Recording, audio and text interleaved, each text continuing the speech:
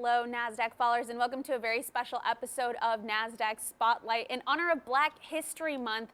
Joining me today right here on set to talk a little bit about Black business and entrepreneurship in the U.S. is Ruth Umoh, who's diversity and inclusion reporter over at Forbes. Thank you so much for joining us. Thank you for having me. So you've put together this incredible spread over at Forbes of Black people in business. Right. Can you talk to us a little bit about what this package includes? Absolutely. So this editorial package is a fairly comprehensive, broad but still comprehensive look of the Black business diaspora. So just a little bit of background in discussing Black history, Black business history. We have found that there have definitely been ebbs and flows. There have been periods of growth and periods of struggle. Looking more to the positive in the periods of growth, we have seen periods in which Black businesses have really been populous. They've really been thriving. For instance, the Reconstruction era, directly after the Civil War, also during the 90s, and definitely now. But conversely, we're also seeing periods, for example, in the 1920s, in which we saw the massacre of Tulsa's Black Wall Street. But when you take an overarching look at Black business history, we are seeing that it's marked by sheer ingenuity, creativity, and resiliency. And something that we were talking a little bit about offset is just historically how Black business owners have had in the past big ownership in terms of small business. Could you talk to us a little bit more about that? Yes, we're still seeing huge ownership in terms of small businesses. I mean, we just recently had the second or third Black business that hit $1 billion valuation for a female woman. So we're seeing that there are incremental changes, there's incremental growth, but most Black businesses, when you look at the entire diaspora, are small businesses.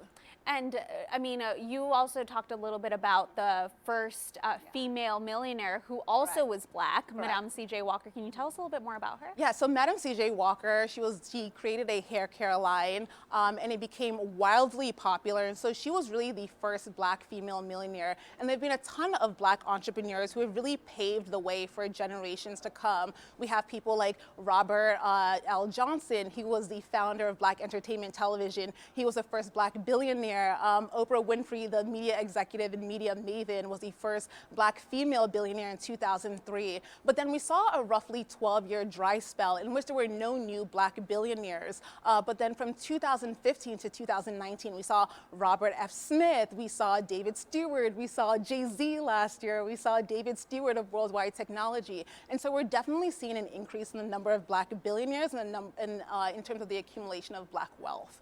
Number of increase in entrepreneurs, that's obviously like a plus, such a win. And we're seeing this, I think, across some different minority groups, an influx and increase in people wanting to join this entrepreneurship landscape. In particular for the Black community, what are some of the opportunities and challenges that they're experiencing? Where do we begin? I'd say in terms of challenges, there's definitely been institutional and structural discrimination in the distribution and disbursement of capital to Black businesses. A number of studies have shown that holding all things barred, controlling for all external factors, Black business owners still receive less funding and less favorable terms than their white counterparts. But what investors don't realize is that when they aren't investing in Black businesses, they're leaving a ton of money on the table. Black entrepreneurs are super invested in the community, and they're more likely to serve the needs of the Black diaspora and understand what they want. They're more likely to know that African Americans dominate the ethnic hair and beauty aid industry. They're more likely to understand that African Americans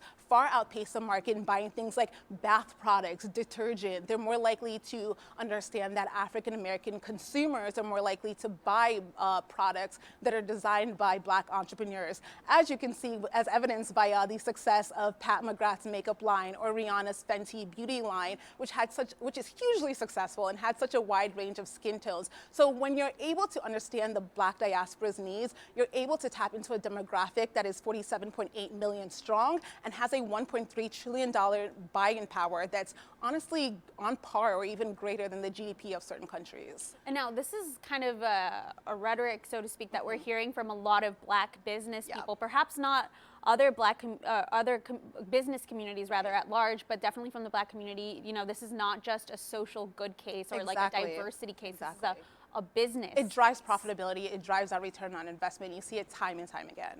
And talk to me about leadership in corporates and existing corporates. Right. How is that landscape looking like, especially like in the last decade after we saw the introduction of diversity and inclusion reports becoming a norm for these corporates? Right. So as you stated yourself, we do see D&I is definitely kind of the buzzword or the buzz phrase, so to speak. But we haven't made that much progress. And I'll give you some examples. When you look at the C-suite, we have 4 Black CEOs of Fortune 500 companies. That's down from roughly 7 less than a decade ago. So not only are we not making progress or even stagnating, we're actually regressing, despite the fact that Black professionals are extremely ambitious, they're career driven, and they're enterprising. And so I feel like there's certain things that could really move the needle on this. First is mentorship. We really need programs that foster career development and top-down advocacy. We need unconscious bias training. We need some sort of technology or utilization of technology or data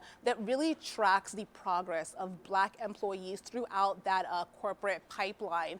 And until we see that, we likely won't see any movement of Black or any minority representation in the C-suite and the corporate exec suite. I like that you bring technology into the conversation because that's not something that, I mean, I personally hear often, but certainly something that we can use to our advantage. Are there any examples of companies that have done that? SAP, they came in #1 on Forbes' list of America's best employers for diversity. They are truly utilizing technology and AI and algorithms to see how their minority and underrepresented employees are faring throughout the company. And they say, okay, Blacks represent 12.3% of the US population, so how are they moving throughout this company? What do we need to do in order to really build up that employee base within that company, and what do we need to do in order to see them progress through the pipeline?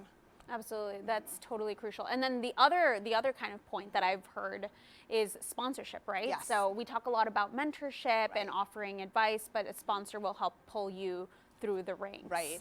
I mean, that's definitely a given. And I think that when people talk about sponsorship, they say, okay, me, for example, I'm a Black woman. I need to have a Black woman as a sponsor. And that's not necessarily the case. Looking at my career, I've actually had, if there weren't any Black women or Black people as a whole, I've had a number of white men who have really advocated for me and really seen my worth and the value that I brought to a company and helped elevate me through the ranks. And so I think that that's just something that's critical if we want to see more Black leaders. Yeah, and I will mention that is something also that one of our listed companies brought up with a new program that they have, Bridge to Technology by Overland, that one of the points that they made is making sure that leadership elects people to sponsor that don't necessarily look like them, because that is absolutely key and crucial. Right. So as we move forward, what kind of does the future hold in terms of Black entrepreneurship, and where are we in the landscape of where Black entrepreneurship has been in the past? Well, we'll hopefully see more Black billionaires, but all joking aside,